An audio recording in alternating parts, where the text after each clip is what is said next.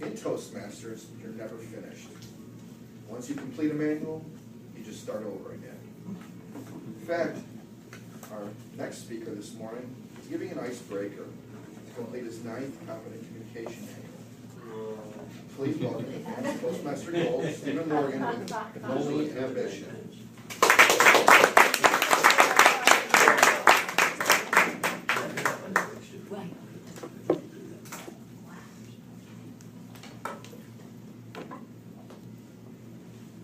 The elementary school called my parents, told them the results of the test that had been done.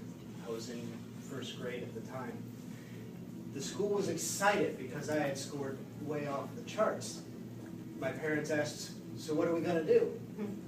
And the school answered, "We don't know." In the mid-'70s in Lansing, Michigan, there was no gifted program or anything at all. For me, whereas I was academically very strong, as a result, I didn't think the same way as everyone else. Where most of the kids would be able to interact and talk at the same level, I'm somewhere else. They didn't understand me, I didn't understand them. This caused quite a few problems. For me, anyways. Socially, I did not get along very well with the other kids. And on top of it, because I knew I was academically strong, I could read something, recall things very well, math came very quickly,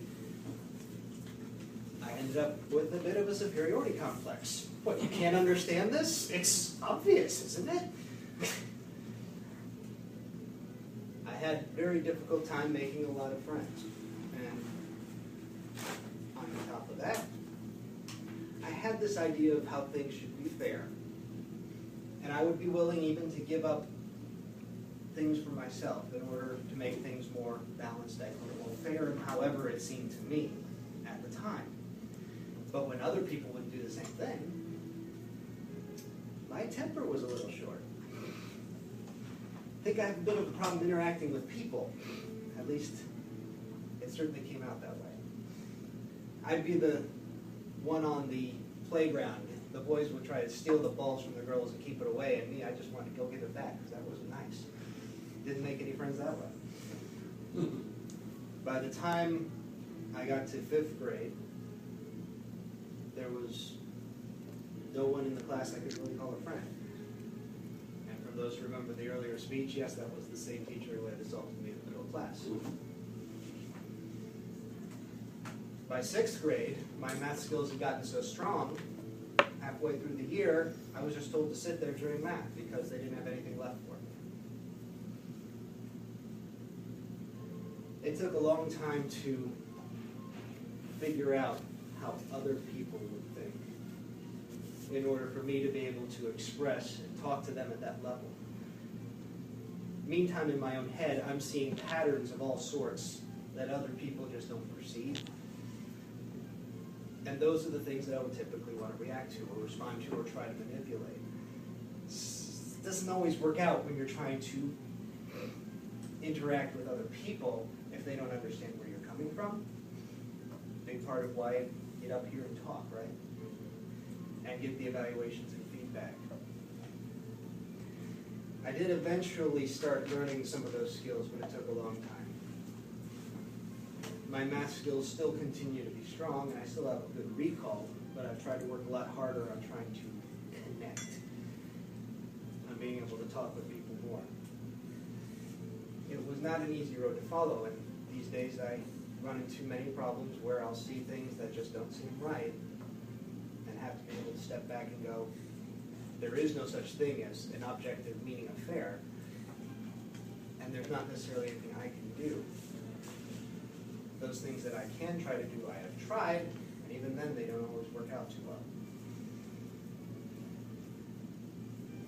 When it comes time to give speeches like the icebreaker, there are many ways of giving them, and having been giving down my money.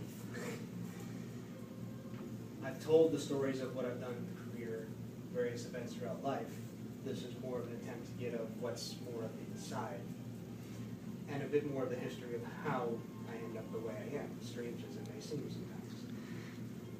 Why did I end up on computers? Computers didn't fight with me. And they would do what I told them to do. And being the nerd, the geek, I was captain of the math team in high school. These were the things I naturally gravitated towards because they were my strengths. I ended up being a software engineer for a career. I'm good at it. And I enjoy that. But there are many other things I still enjoy, including the hypnosis that I've been doing for over 25 years. It's a lot of fun, and it is a way for me to connect for myself and with others, and to manipulate many of those patterns that I see, especially in many of the behaviors that everyone has. These are the things that tend to drive me. I'm still a very fervent learner today. I still like to read, and I still notice a lot of patterns that are going on. Nowadays, I try to make sure to make the connections more so, and especially to help people to learn, especially for myself to be able to grow, and to spread more of the ability to not quite make things fair so much these days, but finding a way to balance things out where I see things becoming too much of an imbalance, whether it's in one person, whether in a situation, whether in a broad sense. It's just simply the way that I tend to think, and so how I approach things. So if you ever wonder why I do some of the strange things you might think I'm doing, you have more of an idea now. It's probably some pattern you don't perceive because I'm off here somewhere else. But it doesn't mean I'm not trying to connect. Just me being part of who I am and how I've developed over the years. So I hope you learned a little bit more. Yeah, next icebreaker I hope will be a little bit longer to come, but I only need 2 more speeches to finish at 10.